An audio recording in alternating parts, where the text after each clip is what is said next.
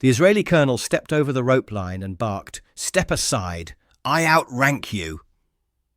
But the Royal Guard didn't blink, didn't flinch, didn't move.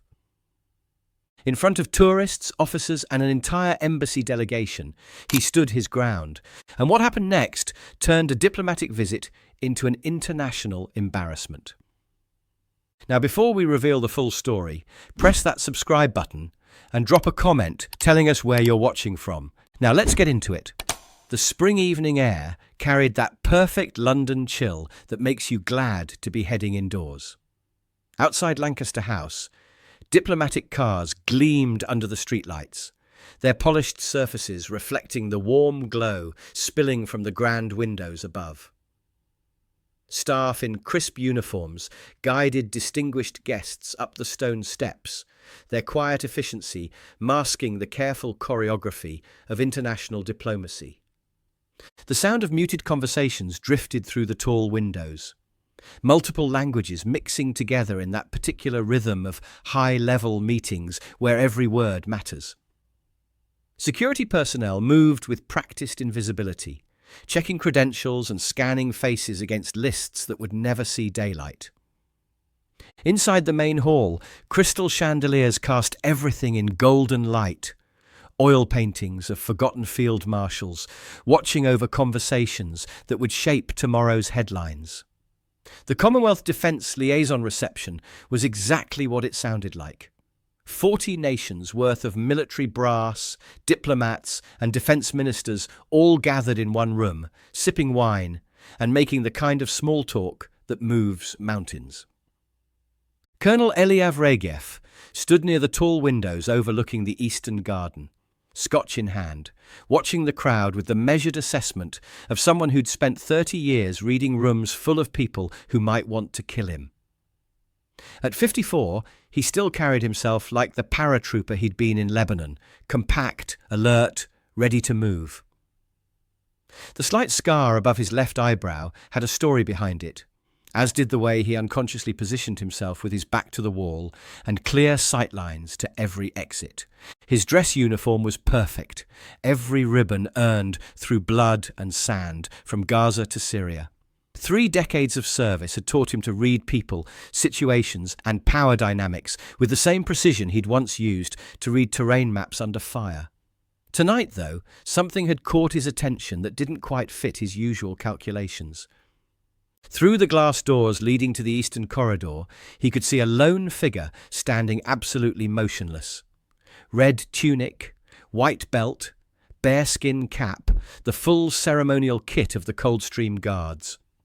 The guard had been there when Regev arrived an hour ago, and he hadn't moved so much as an inch since. "Why do they waste a soldier like that?" Regev muttered in Hebrew to his aide, a younger major from military intelligence who'd been trailing him all evening with a tablet full of briefing notes, standing there like furniture while real work gets done inside. Major Gilad looked up from his screen, following Regev's gaze to the motionless figure outside. The aide had learned to read his colonel's moods over 3 years of working together, and something in Regev's tone suggested this wasn't just casual observation. "Perhaps it's tradition, sir," Gilad offered carefully. Regev took another sip of his scotch, eyes still fixed on the guard. The amber liquid caught the light as he swirled it thoughtfully. "In Israel, we don't have time for theatre. Soldiers fight or they train to fight. This..." He gestured toward the window with his glass. "This is a museum display, a waste of training and talent." What Colonel Regev didn't know was that the museum display had a name, Colour Sergeant Rhys Calloway. 39 years old, originally from Cardiff, 3 tours in Afghanistan, where he'd earned his stripes the hard way. Fluent in Arabic and Hebrew from joint operations most civilians would never hear about. Known throughout Wellington barracks as the man who'd never lost his temper in 20 years of service, never missed a detail that mattered, and never, ever broke character while on duty. The tourists taking selfies with him saw the ceremony. His fellow soldiers knew they were looking at one of the finest combat NCOs in the British Army. A man who'd led patrols through Helmand province, trained Afghan National Army units, and once spent 18 hours holding a forward position under sniper fire while calling in artillery support with the same calm voice he used to order tea. But tonight, as distinguished guests milled about inside Lancaster House, discussing defence budgets and joint operations over canapés and champagne, Calloway simply stood where he'd been told to stand. His eyes fixed on that 1,000-yard stare every guardsman perfects, not vacant, but alert to everything, while appearing to focus on nothing. His white-gloved hands steady on his rifle, his breathing so controlled you'd think he was carved from stone.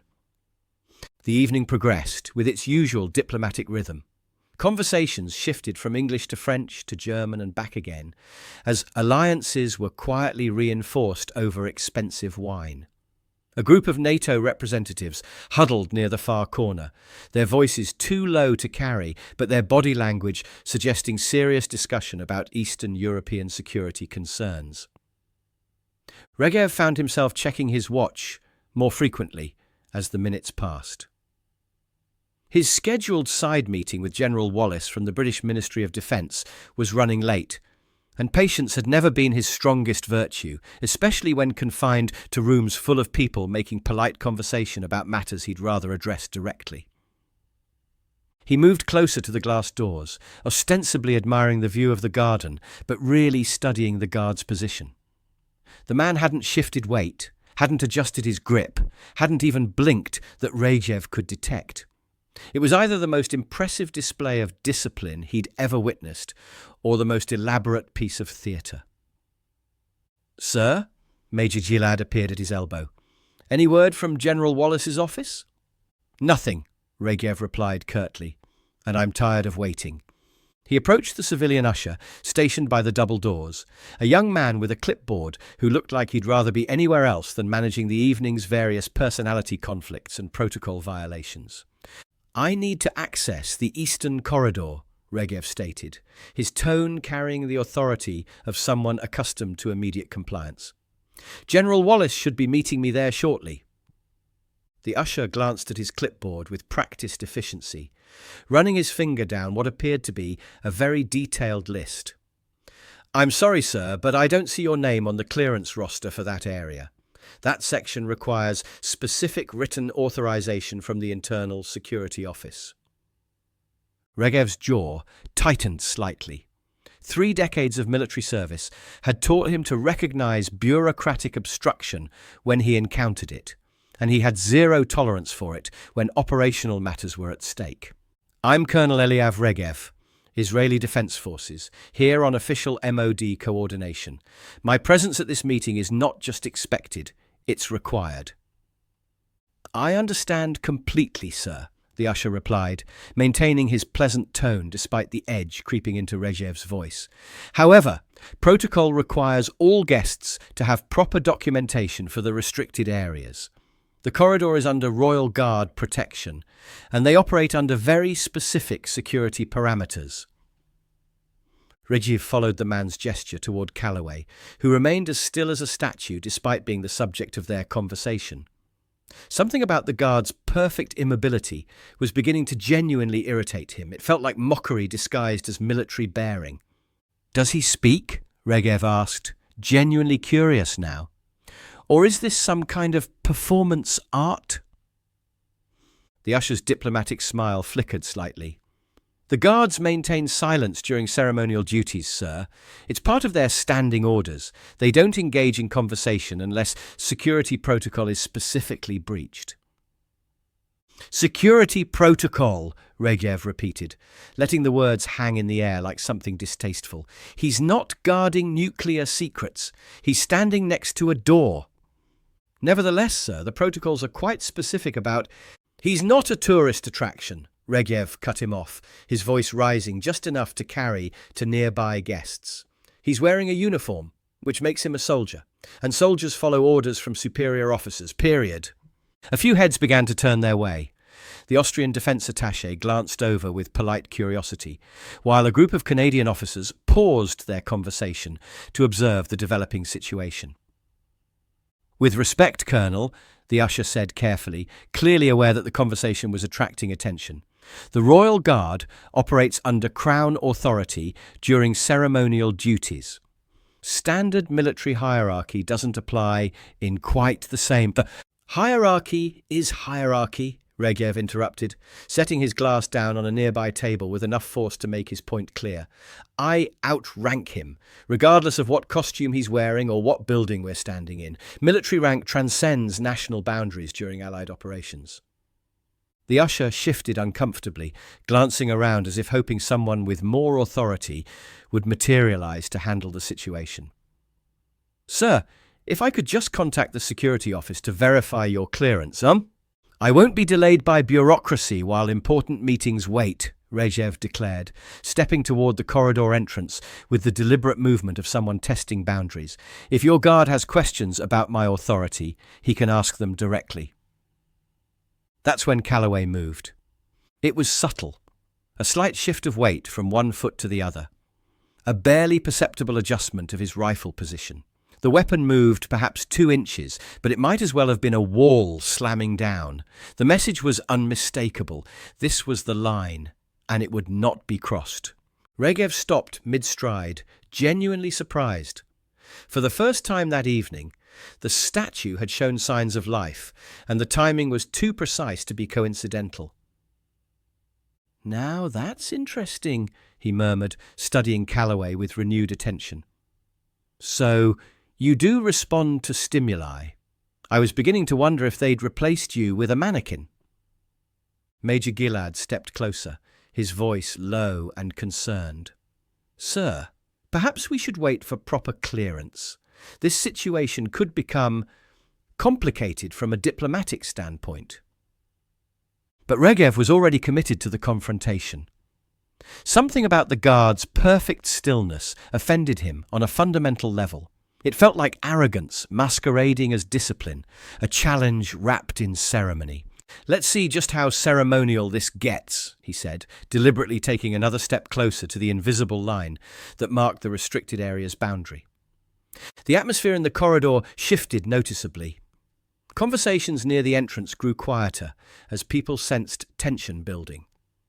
A retired Australian general whispered something to his companion about British protocol, while a Canadian attaché discreetly pulled out his phone. The usher looked increasingly nervous, clearly out of his depth, with a situation that was rapidly escalating beyond his pay grade.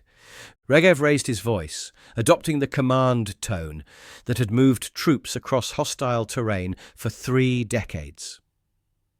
I am the senior officer here, and I'm ordering this guard to stand aside and allow me access to the corridor. Calloway didn't react.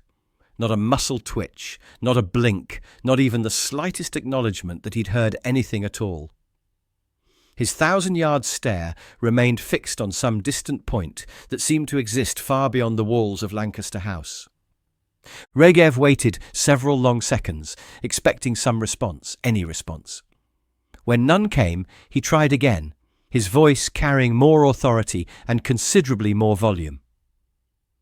Guardsmen, you are required to recognize the authority of Allied senior officers during joint operations. I am ordering you to stand aside. Still nothing. The silence stretched between them like a taut wire, growing more tense with each passing moment. Several more guests had noticed the confrontation now, creating a small crowd of observers who pretended to continue their conversations while actually watching the drama unfold. The Dutch defence minister murmured something to his aide, while a group of British officers exchanged meaningful glances. "This is ridiculous," Regev announced, to no one in particular, though his voice carried clearly to everyone within 50 feet. I've commanded joint task forces with NATO forces across 3 continents. I've led operations alongside British special forces in Syria and Afghanistan. And now I'm being stonewalled by a man in a fancy hat who apparently thinks his uniform makes him immune to military authority.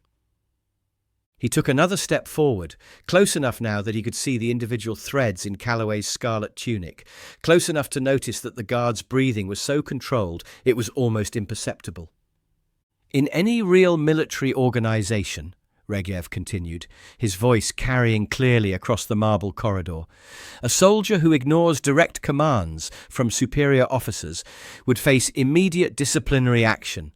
This isn't discipline, it's insubordination dressed up as tradition. Calloway's expression remained unchanged, his eyes still fixed on that distant point that seemed to captivate him completely. If he was aware of the Israeli colonel standing inches away from him, delivering increasingly heated criticism of his behaviour, he gave no sign of it whatsoever. A small crowd had definitely gathered now, military attachés from various nations, civilian diplomats, and a few curious guests who'd wandered over to see what the commotion was about. The tension was obvious to everyone present, except apparently the man it was directed at.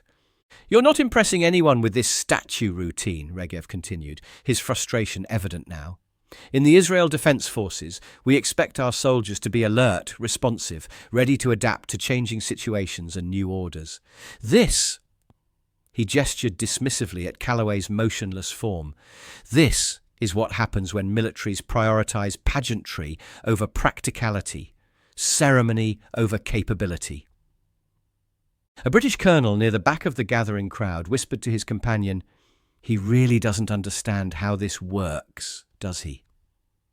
The comment was quiet, but not quiet enough. Regev caught the words and his eyes flashed with anger. "I understand military hierarchy perfectly well," he said, raising his voice to address the crowd directly. "What I don't understand is how a supposedly professional military justifies training soldiers to ignore the orders of senior Allied officers. This man is either poorly trained, deliberately insubordinate, or simply not qualified for military service." That's when the sound of measured footsteps echoed down the corridor.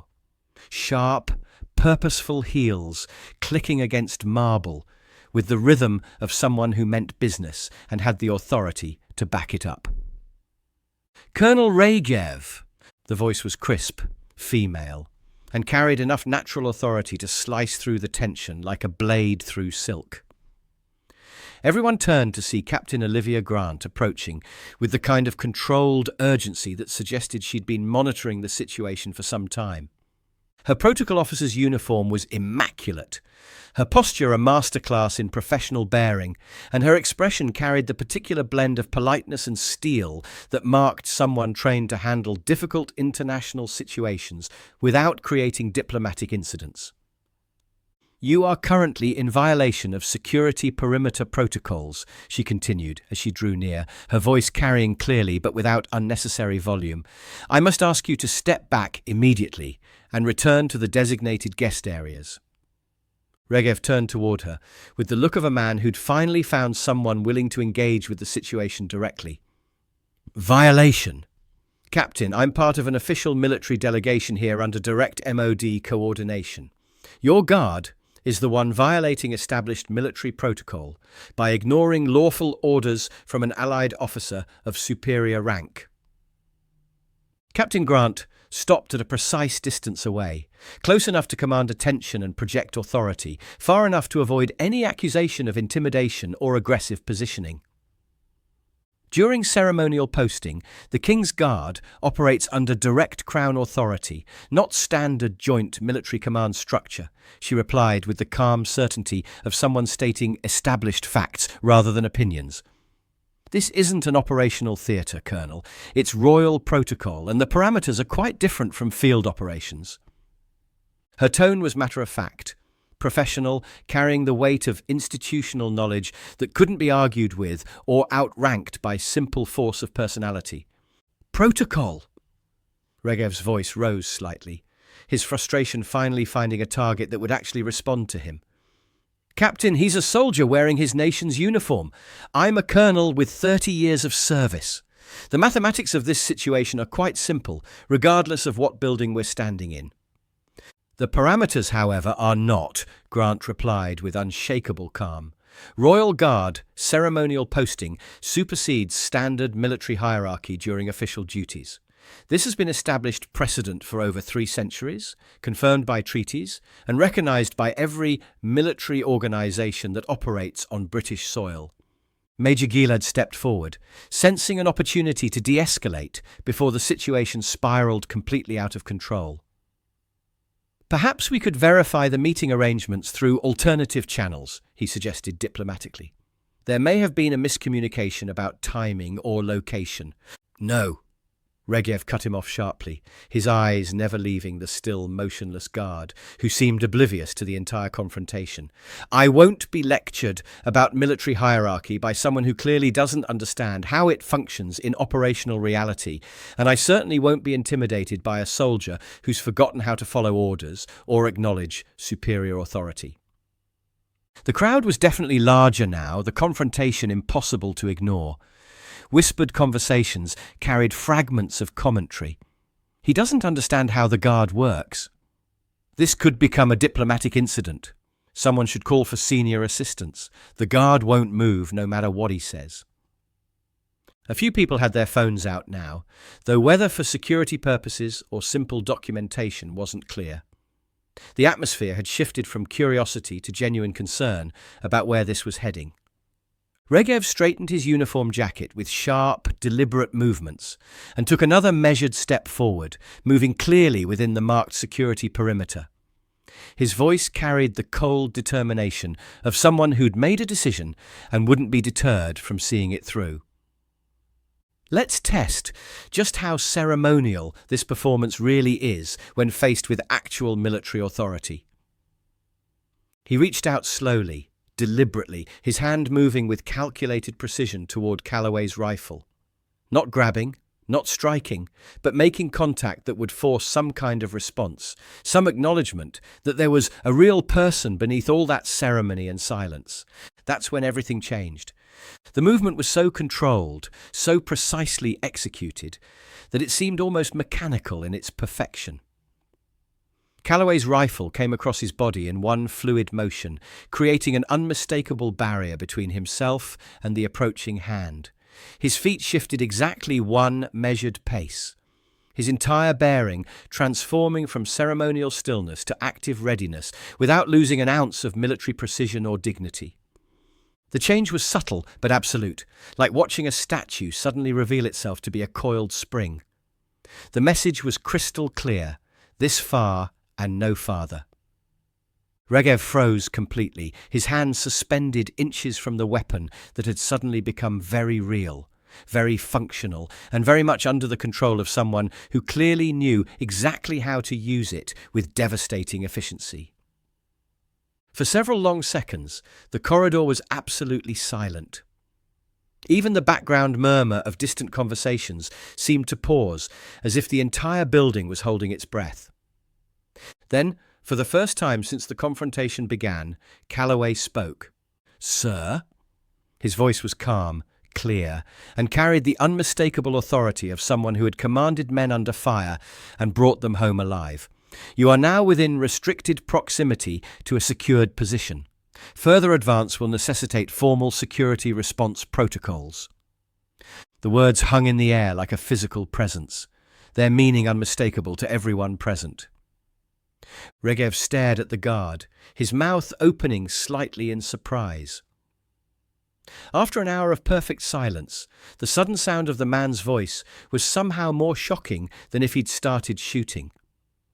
"You do speak," he said slowly, as if confirming an impossible discovery. "You could have acknowledged my authority from the very beginning instead of playing these games." Calloway's eyes moved, just slightly, just enough to make direct eye contact with the Israeli colonel. When he spoke again, his voice carried a different quality, one that suggested depths most observers had never suspected lay beneath the ceremonial surface. "Acknowledgement is not the same as recognition, sir, and recognition must be earned within proper parameters, regardless of rank or nationality." The words hit their target with surgical precision. This wasn't ignorance or stubbornness, this was professional judgment, delivered by someone who understood exactly what he was doing and why.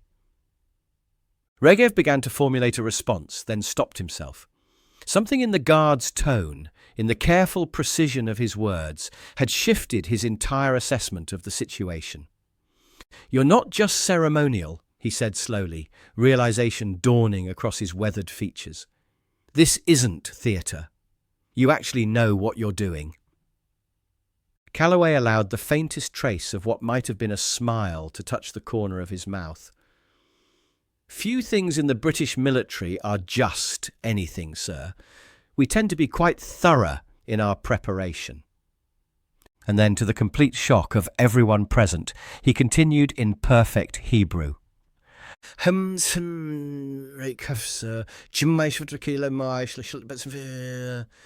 The words were delivered with flawless pronunciation, no hesitation, no accent that suggested Hebrew as a second language. They carried the cadence and authority of someone who had learned the language in places where it mattered, where lives depended on understanding every nuance and cultural implication. Regev's eyes widened in genuine shock. Where did you learn that phrase? The same place you did, I suspect, Calloway replied, switching back to English with the same fluency. From instructors who understood that true strength lies not in the ability to act, but in perfect control over the choice of when and how to act. Several people in the crowd exchanged glances. Major Gilad whispered urgently to another Israeli officer. That's from the Advanced Officer Training Manual, word for word. The realization hit Regev like a physical blow. This wasn't some ceremonial soldier playing dress-up for tourists. This was a fellow professional, someone who had studied the same principles, faced similar challenges, learned from instructors who understood that real military capability went far deeper than uniforms and parades. You've served in our theatre, Regev said quietly. It wasn't a question anymore. Joint operations are more common than most civilians realize, Calloway replied with professional understated. The principles of military excellence tend to be fairly consistent across cultures, even when the specific applications differ. Captain Grant stepped forward, sensing the moment when tension could either escalate further or begin to resolve constructively. Colonel, if you'd like to return to the reception, I'm confident we can arrange proper clearance for your meeting through appropriate channels within minutes. But Regev wasn't listening to her anymore. He was studying Calloway with the intense focus of someone seeing a fellow professional for the first time, recognizing competence and experience that had been hidden beneath ceremony and tradition. How many languages do you speak? He asked, genuine curiosity replacing the earlier anger. As many as the job requires, sir, Calloway replied with characteristic British understatement. And how many theatres have you served in? As many as His Majesty has required.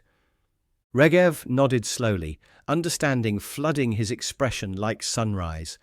He took a measured step backward, moving clearly outside the security perimeter with deliberate precision. I apologize for the misunderstanding, Colour Sergeant. I misjudged both the situation and your qualifications. Calloway's rifle returned to its ceremonial position with the same fluid precision it had moved with before, the transition so smooth it seemed almost choreographed. No apology necessary, sir. Protocols exist for the protection and clarity of all parties involved.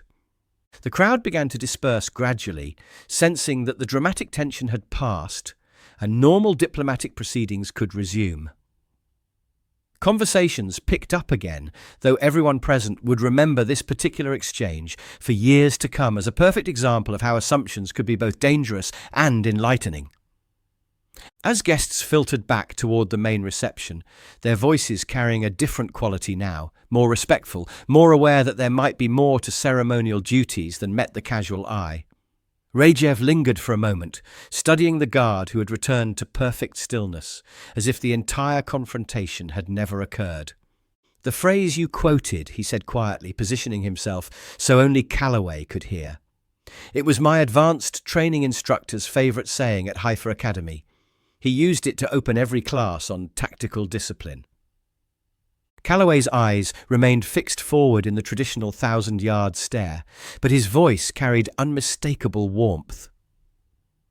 Good instructors tend to arrive at similar truths, regardless of which flag they serve under or what language they use to express them. Regev smiled, the first genuine smile he'd shown all evening, replacing the diplomatic masks and professional irritation with simple human appreciation for competence recognized and respected. "Indeed they do, Sergeant. Indeed they do." With that acknowledgement, he turned and walked back toward the reception, Major Gilad falling into step beside him with obvious relief. As they moved away, the aide ventured carefully, "That was more complex than expected, sir." "That," Regev replied thoughtfully, "was a lesson in assuming you understand what you're looking at without taking the time to really see what's actually there." They rejoined the reception, where conversations about defence budgets and joint operations continued under the warm chandelier light. The familiar rhythm of diplomatic networking resumed. Handshakes, subtle negotiations, careful assessments of alliance priorities, and resource allocations. But periodically throughout the remainder of the evening, Regev found his eyes drifting toward the glass doors that offered a view of the eastern corridor. Calloway had returned to his post exactly as before, standing as motionless as carved stone, his presence barely registering to the tourists and casual observers who passed by the windows. But Regev now understood what he was really looking at. Not a ceremonial figure or an elaborate piece of theatre, but a professional soldier, maintaining discipline under conditions most people couldn't begin to imagine or appreciate. Later that evening, as the reception wound down and guests began making their diplomatic farewells with the usual promises to follow up soon and continue the conversation, a young Canadian officer approached Regev with curiosity written clearly across his face. "I heard there was some excitement earlier," he said carefully, lowering his voice out of respect for the setting. "Something involving the Royal Guard?" Regev considered his response while finishing the last sip of his scotch, choosing his words with the precision of someone who had learned valuable lessons about the dangers of hasty judgments. "I learned that assumptions can be dangerous, even in the most peaceful and ceremonial of settings." "The Guard caused problems?" "No," Regev said, shaking his head slowly and setting down his empty glass. "The Guard performed his duties with absolute perfection. I was the one who caused problems by failing to understand what those duties actually entailed and why they mattered." Through the window, Calloway remained at his post exactly as he had all evening, as he would until properly relieved by the next shift. The tourists continued their photo sessions, completely unaware that they were posing with someone who could probably brief them on Middle Eastern security situations in multiple languages and had operational experience most of them couldn't imagine. A British brigadier who had been standing nearby overheard part of the conversation and smiled with the kind of knowing expression that suggested he'd witnessed similar revelations before. "Funny thing about the ceremonial duties," he observed quietly. "People see the uniform and the pageantry and think they understand everything important about what's happening. They completely miss the professional caliber of the person wearing that uniform." Regev nodded thoughtfully, still watching the distant figure through the glass. "The best professionals often operate that way. Excellence disguised as routine." As the evening officially concluded and guests made their way to waiting diplomatic vehicles, their security details efficiently coordinating departures to avoid any unfortunate encounters in the parking areas, Regev paused one final time to observe the eastern corridor. Calloway stood exactly as he had hours earlier, perfect posture, unwavering attention, the very picture of military discipline maintained through personal will rather than external enforcement. But now, Regev understood what that discipline really meant in this context. It wasn't about following orders blindly or maintaining rigid adherence to outdated traditions without understanding their purpose. It was about professional excellence so complete and internalized that it could adapt to any situation without losing sight of core principles or fundamental responsibilities. The Israeli colonel made his way to his waiting car, where his driver held the door open with practiced efficiency. As he settled into the back seat for the ride back to the embassy through London's evening traffic, Major Gilad asked quietly, "Productive evening overall, sir?" Regev watched Lancaster House disappear into the London night, its windows still glowing warmly against the darkness, carrying conversations and negotiations that would shape policy decisions for months to come. "Very productive," he replied, after a long moment of consideration. "Sometimes the most important lessons come from the most unexpected teachers in the most unlikely circumstances." The next morning, in barracks rooms across London, the story would be told and retold with the kind of professional appreciation that soldiers reserve for perfect examples of competence under pressure. Not because someone had won or lost a confrontation, but because everyone involved had ultimately done their job exactly as it should be done when principles mattered more than pride. And somewhere in Wellington Barracks, Colour Sergeant Rhys Calloway would prepare for another day of ceremonial duty, carrying himself with the quiet satisfaction of someone who had upheld standards that had taken centuries to develop and mere moments to prove their continuing relevance. Because that's what the job required. And the job always came first, regardless of who was watching or what they thought they understood about what they were seeing. What would you have done when faced with that kind of pressure to break protocol? Do you think ceremonial traditions serve a real purpose in modern military operations, or are they just expensive theatre designed to impress tourists? Tell us your thoughts in the comments below. We read every single one and appreciate hearing from viewers around the world. If this story changed how you think about the relationship between ceremony and combat readiness, hit that like button to let us know you appreciate these deeper looks at military professionalism. Subscribe and ring the notification bell so you never miss our daily Royal Guard stories. Share this with anyone who's ever wondered what's really behind those famous red tunics and bearskin caps. There's always more than meets the eye when you're dealing with true professionals. Check out our other Royal Guard confrontation videos appearing on your screen now. Each one reveals another layer of what makes these soldiers truly exceptional under pressure. We'll see you tomorrow with another story that proves the most powerful responses often happen in perfect silence, when discipline speaks louder than words ever could.